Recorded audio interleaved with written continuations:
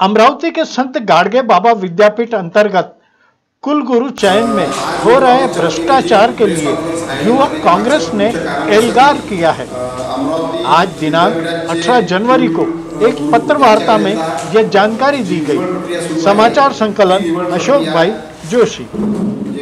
Hotel ट्रायन एक 5 star hotel आहे मुंबईचं।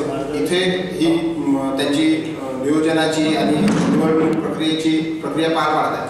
म्हणजे एकीकडे आपल्या संत गाडगे बाबा अमरावती विद्यापीठाच्या नावाने असलेले संत गाडगे बाबांच्या नावाने असलेले विद्यापीठ या फक्त ज्या निवडणूक प्रक्रियेकरता 4 ते 5 लोक आहे यांच्या मागे लाखो रुपयाचा असा खर्च करणे, व्यर्थ खर्च करणे हे विद्यापीठाच्या दृष्टीने नामुष्कीचं आहे आणि सरकारच्या दृष्टीने नामुष्कीचं आहे। त्याच्या व्यतिरिक्त म्हणायचं झालं तर अमरावती शहराच्या वतीने म्हणजे अमरावती विद्यापीठातून सुद्धा आपल्या इथून 5-6 नावं गेली होती, पण त्यांना ते डावलण्यात येऊन ही जी निवडणूक प्रक्रिया 20 तारखेला होत आहे त्या 20 तारखेला होणाऱ्या निवडणूक प्रक्रियेचा आमचा विरोध आहे। कारण की ही जी निवडणूक प्रक्रिया आहे ही पूर्णपणे मॅनेज निवडणूक प्रक्रिया आहे।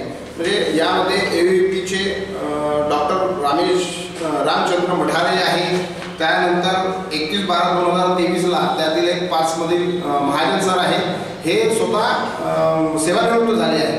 मग सेवानिवृत्त झाले असलेल्यांना त्याच्यात चयन करून त्यांची म्हणजे निवडणूक प्रक्रियेत त्यांना घेण्यात आलं, हे पण सुद्धा चुकीचं आहे। त्याच्यामुळे ही 20 तारखेची निवडणूक प्रक्रिया त्वरित रद्द करण्यात यावी आणि फेर निवडणूक प्रक्रिया घेण्यात यावी अशी युथ काँग्रेसच्या वतीने आमची सर्वांची मागणी आहे। आणि असं न केल्यास युथ काँग्रेस विद्यापीठाच्या 9 कुलगुरूंचा विरोधात हल्लाबोल आंदोलन करेल, हे पण आपल्या माध्यमातून आज आम्ही त्यांना सांगतो। आणि अशा प्रकारची एक नागपूरची लॉबिंग म्हणजे याच्या पहिले सुद्धा आपल्या विद्यापीठात सर्व नागपूरचेच कुलगुरूंची संख्या जास्त राहिली, त्याच्यामुळे नागपूरचं संघ कार्यालयात होणारं हे जे विद्यापीठावर अतिक्रमण आहे ते कुठेतरी रोखण्याकरिता युथ काँग्रेसच्या माध्यमातून ही आजची प्रेस कॉन्फ्रेंस आयोजित करण्यात आली आहे। पहले शुभ नाम बोलिए, फिर संस्था का नाम बोलिए और जो कुछ बोलना है 1-1.5 मिनट में बोलिए। Please silent. हाँ, नमस्कार, मी समीर जवंजाळ, मादी प्रदेश सचिव युथ काँग्रेस। आजचा पत्रकार परिषदेचा मुख्य विषय विद्यापीठाशी निगडीत आहे। म्हणजे अमरावती विद्यापीठाच्या कुलगुरू पदासाठीची जी निवडणूक प्रक्रिया चालू आहे ती निवडणूक प्रक्रियाच मुळात दोषपूर्ण आहे।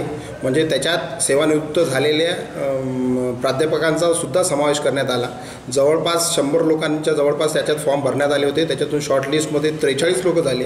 परंतु आपल्या म्हणजे तुम्हाला सर्व सांगायचं झालं तर भाजप आणि संघ परिवारांच्या जवळचेच लोक या कुलगुरूच्या पदावर बसले पाहिजे याच्याकरता जी लॉबिंग चालू आहे त्यामध्ये मुख्य करून म्हणजे प्रसारमाध्यमाच्याच माध्यमातून डॉक्टर मिलिंद बाराहाते यांचं नाव सगळ्यात पहिल्या क्रमांकावर सांगण्यात येत आहे। म्हणजे कुठेतरी या नागपूरच्याच संघ लॉबी करून ही त्यांचं नाव सुचवण्यात आलं आणि त्यांनाच कुलगुरूपदाची अमरावती कुलगुरूपदाची जबाबदारी देण्याचं ठरलं आहे असं कुठंतरी वाटत आहे। याच्यात मुख्य म्हणजे चुकीच्या पद्धतीने जे डॉक्टर AM महाजन जे जळगावातून आलेले आहे त्यांची मागेच 31/12/2023 लाच ते सेवानिवृत्त झाले असतानाही त्यांना त्या पदाची मुलाखत देण्याकरिता लावली। म्हणजे आपल्या अमरावतीला योग्य उमेदवार नव्हते का? म्हणजे जवळपास आपल्या इथे अमरावतीतून 5-6 लोकांना त्याच्यात शॉर्टलिस्ट केली असतानाही अमरावतीतल्या एकाही उमेदवाराला त्याच्यात त्यांनी पात्र समजलं नाही। सगळे बाहेरच्या लोकांनाच त्याच्यात ते टाकण्याची पद्धत केली। याच्यापूर्वीचा पण इतिहास पाहिला आता आपल्या इथे आतापर्यंत आलेले सर्व कुलगुरू हे 90% कुलगुरू हे नागपूरमधूनच आलेले आहे। त्याच्यामुळे संघ लॉबी कितीही मजबूत आहे हे आपल्यातून लक्षात येत आहे। विद्यार्थ्यांवर याचा काय परिणाम होणार आहे हेही आपल्याला लक्षात येत आहे। मुख्य अट अशी की आता जवळपास याची जी बैठक झाली ती विद्यापीठाच्या जनरल फंडातून जी 20 ते 40 लाख रुपयाचा या मागे खर्च होत आहे तो विद्यार्थ्यांच्या सुविधाकरता उपयोगात आला असता।